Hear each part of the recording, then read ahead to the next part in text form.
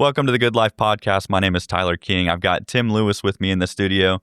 Tim is actually going to kind of take the role that I've done in this podcast for the last few weeks and ask me questions. We're going to turn the tables on you. I've been listening, and I told you I've really enjoyed your conversations with Jeremy and with some of the other men on our staff. It's interesting to you're just sitting and listening to those conversations, and there's just some things I wanted to visit with you about. And let's just start with this. How long have you been at North Mac? We're actually coming up on 3 years. So I don't know why I remember dates so specifically. Like I remember the first day that I started welding, May 2nd. I don't know why that's significant. I remember when Natalie and I first started dating officially, June 10th. July 15th is when we started here at North Mac. I think it was just a perfect right in the middle of the month of July, but July 15th, 2023. So we are coming up on 3 years. I remember how much we were excited about the idea of you and Natalie being part of our ministry team. You both have parents in the Denver area. What was the appeal of North Mac, college-age ministry, or just Oklahoma City? It had to be pretty strong to lure you away from family, and I know you love Colorado and that Denver area. Yeah, it's funny. Since I've been in ministry, I've always kind of kept a prayer pretty near to me, and that prayer is, God, use me wherever I'm most effective in your kingdom. And that's a dangerous prayer to pray because it could lead you a lot of different places. It can open up different opportunities that are scary, uncertain. But I think with those doors, God is going to faithfully walk with us through them. And there was a point in 2023 where I'd been working at Bear Valley for about 6 years. I'd loved my time at Bear Valley and wasn't fired from there. I didn't leave on bad terms. In fact, we're still on very good terms with Bear Valley. That's always kind of a question whenever someone leaves one ministry to another is what happened? What were the conditions that led to that? And I had kind of just been praying that prayer, God, use me most effectively in your kingdom. At the time, I was teaching a couple courses at Bear Valley, some night classes, and then one undergraduate class, and mainly just doing development stuff. So going to different states and speaking about Bear Valley or encouraging students to come to school, helping students get to school. There was a lot to it.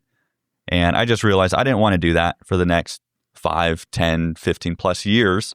My time with that had kind of run out after 6 years. And so I had been praying about this. And about 2 weeks after kind of starting that prayer again, Jeremy reached out and said, hey, Dylan, our college minister, is leaving. He's taking a job in, where did they go? Medill. That's right. And he said, that's not public news yet, but I wanted to kind of put that bug in your ear and let you be thinking about that and praying about it. You had a career. You were welding. You went to Bear Valley, finished the degree there. I know you when we reached out, you were working with the school. What previous ministry work had you done up to that point? Just some kind of external stuff. I mean, auxiliary stuff, I would say. While working at Bear Valley, I also helped with the church side of things a lot. I was teaching on the church side Sundays and Wednesdays pretty consistently. I was kind of the go-to guy. If they needed a teacher, they would ask me and I would say yes. And then I'd also worked in Tennessee as a youth minister for 6 months. It took me 6 months to realize that I didn't want to do youth ministry. Not that I had anything against youth work. Bear Valley had then reached out. And then I'd done some work in Conifer, Colorado, alongside Wayne Berger. And did you preach for them, or what did you do there? Yeah, so Wayne Berger and I, we kind of split the pulpit 50-50 when I was working with him. And so I'd teach classes. I'd also preach fairly often, and then kind of do some personal Bible studies whenever those came up. When you were in Tennessee with Corey, were you married at that point, or were you all just dating? I wasn't, and there were two lures to Tennessee. One was I got to work with Corey and be around the Sawyers family, and I loved that. He became a big mentor of mine for those years. And then the other was Natalie was still at Harding finishing up her degree, and so Tennessee is closer to Harding than Colorado is. Not by much. It was still a 4-hour drive, but that 4-hour drive was a nice weekend. Drive down there, see her, go get dinner, hang out, and then come back up. And so we weren't married until 2020. And so we were both living back in Colorado, both working full-time, me at Bear Valley, and then she was teaching full-time. And then Oklahoma had kind of caught our attention. Like I had said, I'd known about North Mac since 2016. that was the in-between summer of our first year at Bear Valley and second year at Bear Valley. And so my classmates, Josh Basic, Logan Edmondson, Trey. Did you come to preacher training camp, or did you just happen to be here during? No, I came to it. So that halfway mark at Bear Valley, I was really struggling. And not struggling academically, struggling with what I wanted to do with my life. And I thought God had given me so many opportunities with welding. He had given me this talent and this skill that I developed early on. And I thought, well, why would I forfeit that and go into ministry if God's given me this talent and ability to weld? And so in 2016, I'd kind of been wrestling with the idea, maybe I should step away from school, stop, burdening supporters with that financial burden and just go back to welding. And Trey actually told me, you should come to preacher training camp. Okay. And I'd known Jeremy for a long time. Were you on staff that week? I'm just assuming you came and helped out. Yeah. My earliest recollection is I kept my bike in there. Yeah. And you say you were in that apartment, and I was like, well, I think I'm going to go for a ride. I think that's when we met. So yeah. You've been here on staff. It's 3 years. Yep. What I'm just wondering, you never know what a ministry, what is it, college age ministry? Yeah. What is that going to be like? What will we do? What have you enjoyed most about it so far? Man, I don't know.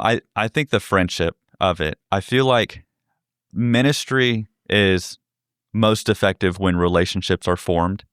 That's where you see, some preachers only seclude themselves to their office and then get up and preach Sunday morning. And then that's almost their only interaction with the church.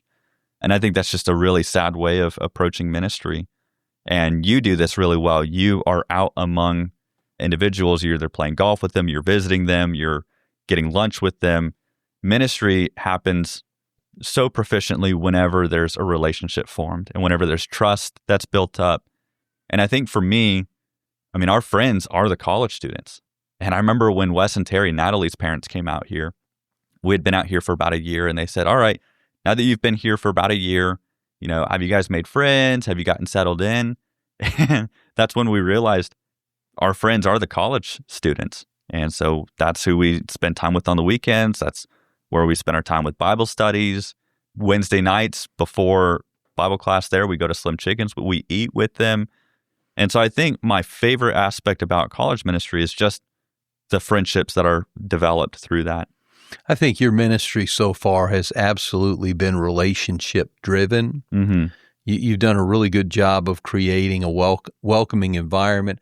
I'm not sure that I'm remembering this correctly, but it seemed like when we reached out to you, there was some concern about connecting with people in that, college age group. I think you guys have done a great job, and not just you, but Natalie as well. I just think it's been really, really good. Any unexpected challenges? Anything surprise you about it that you weren't expecting?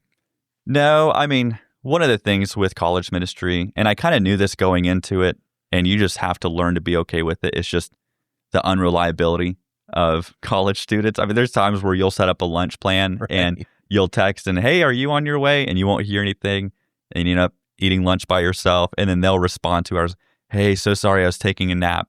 And I could see how that might just frustrate the daylights out of some people. That would make me crazy. Yeah, for me, I totally get it, and it doesn't bother me one bit. And so I know that's a challenge, but I remember a college kid, he wants to, I'm going to go into ministry, and I'd love to just visit with you about that. And I'm sitting there eating breakfast thinking, where is this kid? No call, no. Well, lesson number one of going into ministry is show up. Yeah. But no, I get it. And it's just different, the maturity level. And I sure like the ones we've met through what you and Natalie are doing. I like who they are, and I like who they're becoming. I just see a lot of maturity in their faith and just relationally. They've settled in, and that's really what we wanted anyway in a college ministry. They've become part of the North MacArthur family, which has just been a blessing to us. I think don't you think? Oh, yeah. It's kind of mutual. Yeah, absolutely. And it's so neat to hear about some of these students who are going and getting lunch with, some of the elders sometimes. Will and Nadia, I think, went and got lunch with Mark Landis and Patty a couple of Sundays ago, and I don't know about that. They're there are many things that are just happening autonomously beyond my planning of the college group. And when I see that, I think that's how things should function, is not me leading and directing everything, but, the church working together and kind of creating that intergenerational gap. So I love seeing things like that. I like when people just take the initiative. Here, These young people are making a drive. I mean, the campus isn't super close to us. They're making the effort to be here. And then you hear about members who have, invited them to their home for dinner, or take them out to a restaurant. I think the college ministry is going great. And then, how long ago was it that the elders expanded your role and invited you to kind of lead and direct our adult education program in addition to the college work? Yeah, I think it was about a year and a half ago that I took that on in terms of adult education. I want to say it was right around October of 24. So we had been here for about a year and a half, and it's been about a year and a half since that's happened.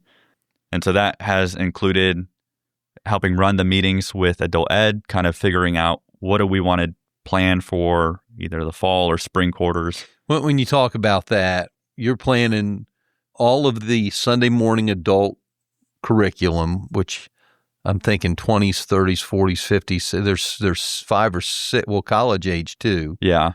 There's 5 or 6 Wednesday night classes in the summer series. Is that everything? Am I missing anything? Yeah, that's about it. And then kind of just questions that come from there. And so, thankfully, we've got a great committee. Andrew Kirby helps a lot with like the ladies' classes and figuring out all of that, being kind of the communicator with them on that regard. Charles, are you a resource in that role? Are you a resource person at all for the Wednesday morning? I know Sheila and Kim lead that for the most part for the ladies' Bible class. Are you involved with that at all? Any kind of collaboration there? Okay. No, they kind of just run things on their own. And I'm always happy to help answer questions, but they seem to be doing a great job with that. And so I kind of stay out of their lane and let them take over that. And then for Sundays, Charles and Wayne Miser have done a really good job. Charles has outlines and things ready to go, and he's kind of got this, I think it's a 10-year plan. It goes all the way out to like 2035.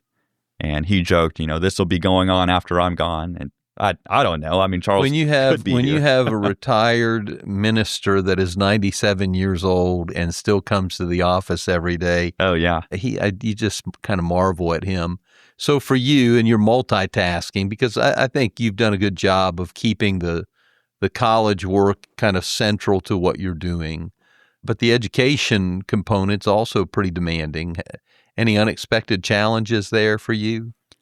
No, the challenge is just making everyone happy.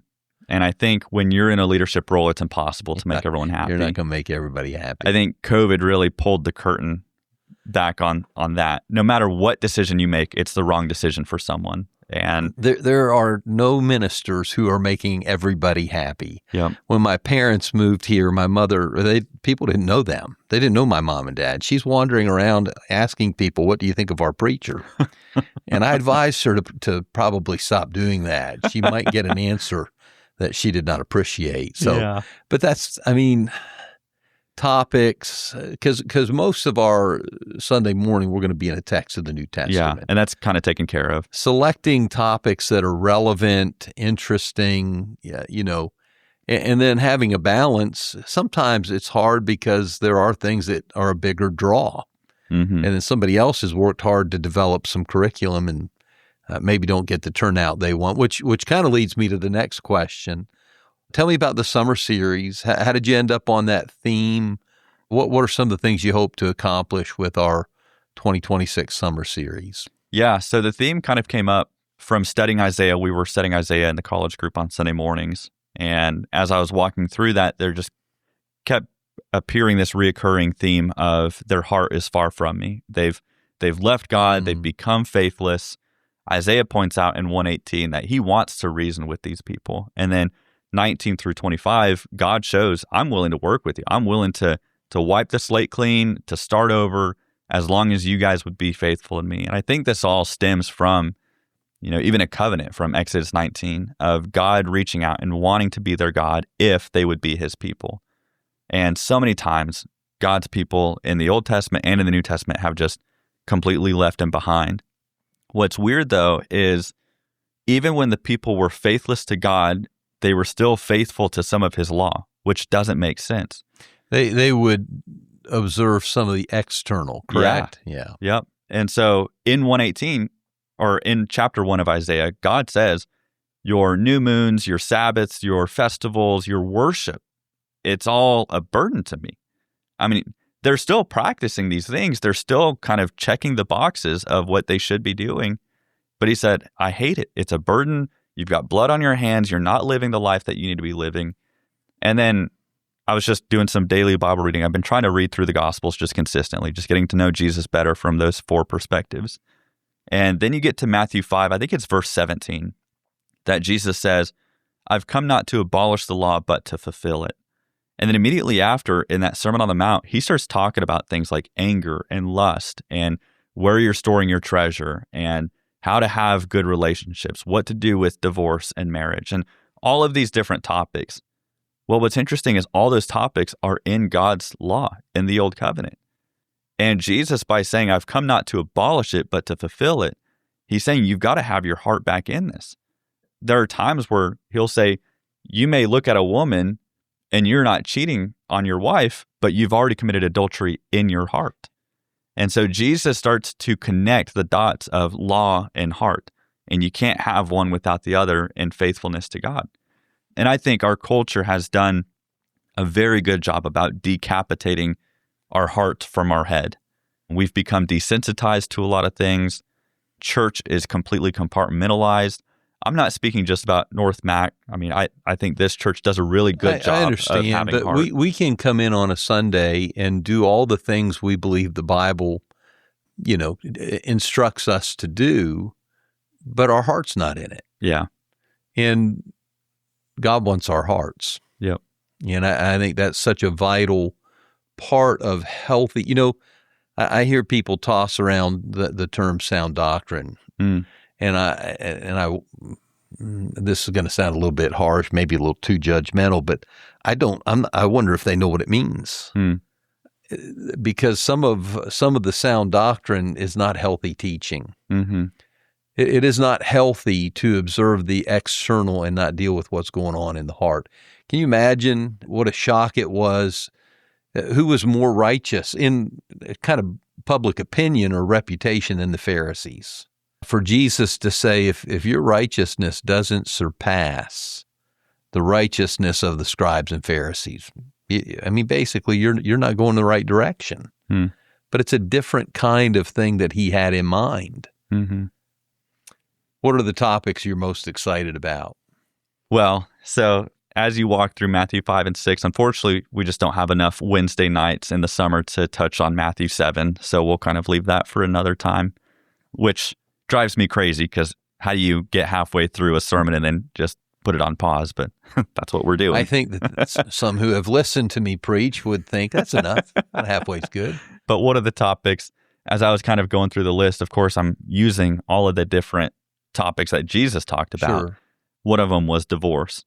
And I thought that would be really rotten of me to just give that to a random outsider who's coming in, preaching for one Wednesday night, and then going back to his church. So I decided, that's probably the hardest of all the topics. I'll go ahead and take that one. I don't want to burden someone with that on a Wednesday night. Well, one thing I love about the congregation, especially our elders, because we are walking through the text, generally on Sunday morning, verse by verse, mm-hmm. and they don't skip hard topics. Yep.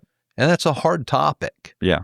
And I think we should at least spend a little time wrestling with what Jesus said about it. Mm-hmm. Whether we understand all of the applications of that or wrestle with how hard that teaching is, I admire the fact that at least we're going to deal with it. It's there. He said it. Yeah. Let's wrestle with that. Mm-hmm. Yeah. And I think there are a lot of topics in there too. Brian Simmons is one who I'm very excited to hear speak. Tell me about him, because I've heard the name, but I don't know him. Yeah, he's actually got some connections to North Mac through the Pugh family. But Brian has been teaching at OC for a while. I don't want to try and give a number. I don't want to butcher that. But Do you know what department or what he communications? Okay. And I was talking with Jeremy Beller a little bit about him. He's one of the best debaters in the nation. I mean, he's excellent at what he does in terms of communicating and reasoning and using logic.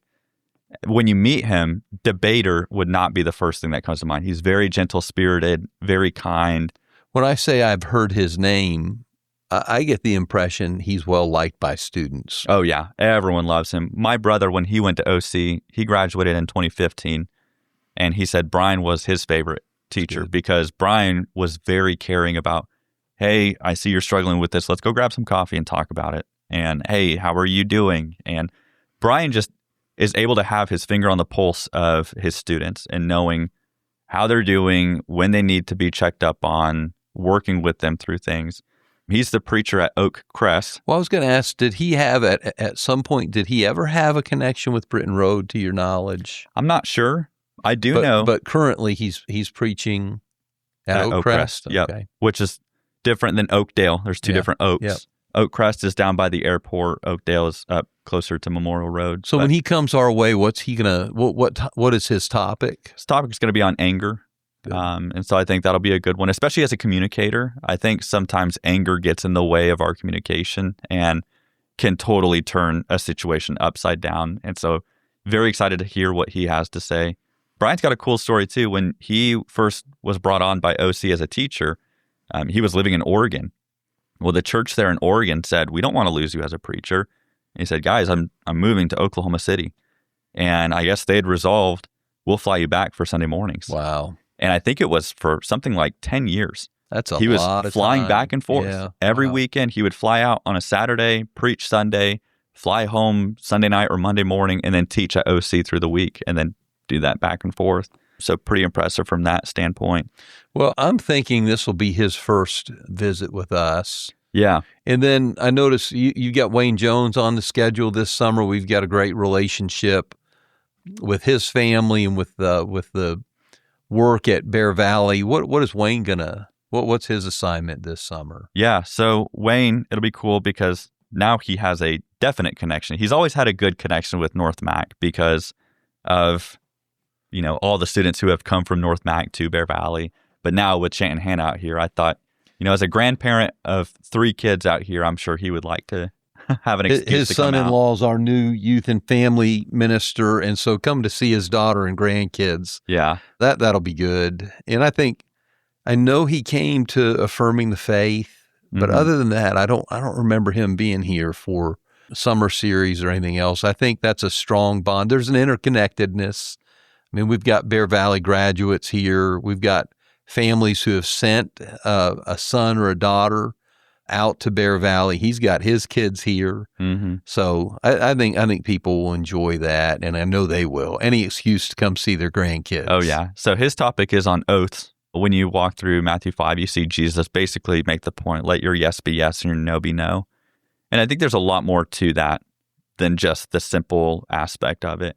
And again, the overarching theme of the lecture, or not the lecture, the Wednesday night summer series is heart matters, kind of a play on words. Heart does matter, but also matters of the heart. Mm-hmm. And I think when you have a reliable heart that says, I'm going to do this and say yes, or I'm not going to do this and say no, it really shows kind of the reliability, the faithfulness of God that comes through that too. So Wayne will have an interesting topic. I think it's interesting too that oaths come right after divorce and marriage. And certainly those two will play on each other. They'll be interconnected, but I think there's also some uniqueness there. Nate Miller is also a new one to the area. Nate grew up in the area in Moore, but Nate is kind of he's kind of the catch-all minister over in Tecumseh at the Highland Church of Christ. Okay. Where, is it Eric? Yes. Eric is the preacher. And so Nate has a lot of Bear Valley connections. He's a graduate. He was domestic missionary in South Dakota. I mean, Huron, South Dakota. I mean, middle of nowhere. You're away from everyone and everything. And he was there, I think, for 5 years or so. And so he'll have a really good topic of lust and creating a pure heart. I think one of the biggest struggles of our modern time. Your brother, hopefully, will be coming up August 19th. His topic is devotion to God, pouring out our heart. So what does it mean to have a heart that's poured out to God. Scott Franks is kicking us off on Wednesday. Yeah, and I've known Scott for a long time. I wish I wasn't going to be out of town when he speaks. I'd love to hear him. And his brother-in-law is one of our elders. So yeah. He's relatively new to Oklahoma City in ministry. Yeah. But I think a lot of people here know and love Scott. So, and he's at Oakdale. Mm-hmm. So the other Oak of the churches. I think having a variety, and I've looked over the topics. Anything, of course. How can you go wrong when we're studying a sermon that is probably the most recognizable sermon that Jesus preached? Yeah. And then I just love the summer series. It gives our adult class teachers a break. It brings us all together in the auditorium for the summer. And then we get to meet some of the preachers in the area, some that are maybe outside of the area. I just think it's always a highlight of the summer for the congregation. So any other kind of appeal to don't miss, want you to hear this lesson or meet this preacher? What kind of stands out to you? Yeah, I think the more time that we can meditate on the Sermon on the Mount, the more we become how God intended us to be in terms of pure in heart. We kind of detox ourselves from the world, and we learn kind of what the life of Jesus looked like. Jesus was the perfecter of practicing what he preached. Yeah. So everything that you read through the Sermon on the Mount, I mean, there are things that are shocking to us, where even at points where Jesus says, hey, if you've got something wrong with your brother, don't come to worship. Go fix what's wrong with your brother, then come and offer your offering to God. I mean, there's heart in that. And if you're just a checklist Christian, well, I need to go to worship. No, you need to go fix what's wrong with your brother or sister in Christ and kind of get that all squared away and then come to worship God with a pure heart. So I think there are things in the sermon that really shock us. There's some, hyperbole instances, cutting out your eye or cutting off your hand if they cause you to sin. And we're going to talk a little bit more about that. I just think that statement that Jesus makes at the very first start of, I've not come to abolish the law. The law was set up, Paul would talk about it in Galatians 3, as a guardian or a school teacher, something that was supposed to guide us to God. And then the Pharisees, the Israelites, they basically used it as a tool to judge everyone. And I don't know, my overall hope and outcome of this series is basically getting our heart back with God and not caring about, what we look like to the world, what we look like to each other. I'm embarrassed if people see me sing on Sunday morning. No, we shouldn't care about that. We should be singing out of our heart. And, the adage of, well, God doesn't care if I sing. He just cares about my heart. Right. And your heart is going to cause you to sing. It's going to cause you to lift his name up in praise. And so there are a lot of benefits of getting our heart right with God. I think it's great. It's a great theme. Those chapters, great content for summer series. I'm excited about some of the people that you invited to speak. I've spent a lot of time last month or so reading about the Beatitudes, and I thought it was two things. One, that there really is a progression there. Mm-hmm. If you're not poor in spirit, you're not going to mourn. If you don't mourn, you're probably not going to be very meek. If you're not meek, as you look back at your own moral failure and grieve that, you're probably not going to be merciful to others. All those things lead you to have a hunger and thirst for righteousness. So I love that. But then a lot of the writers, at least the books I've been reading, keep coming back to the idea, Jesus isn't saying, do these things to be saved. He's saying this is how saved people live. Mm-hmm. This is the character of a person who walks with God and who obviously is trying to imitate or walk in the footsteps of Jesus. When you do those things, spend, like you said, reading through the Gospels, you want to know Jesus better. You want to spend time with him. This is the kind of character that you're going to develop. This is the kind of person that you're going to be. So I just know that for my family and, for others on our staff, we're really glad that you and Natalie are here. There are just so many things that you bring to our church family and to our ministry team that I think has just been a blessing. And of course, watching you guys grow in your marriage and your family, welcoming. How old is Reagan now? She'll be 9 months, or That's just 9 months here pretty soon. It goes so fast, but it's just been fun, to have you all here. Of course, I think your parents and in-laws probably don't think that's super fun to have you here. Yeah, but it's just been really, really great, and I just love our team. Yeah, I know we have roles and titles and all. None of those things are in Scripture. We're just all ministers, and we all want to learn and grow and then teach. And it's been fun. And I've especially enjoyed someone else on our staff who has a quick enough wit to at least rise to the Jeremy Roberts challenge. Oh, that's very few and far between. Keep him on his toes. Well, thank you so much, Tim. Appreciate all of that, and appreciate the time that you had this morning. I appreciate you, and thanks for a good conversation.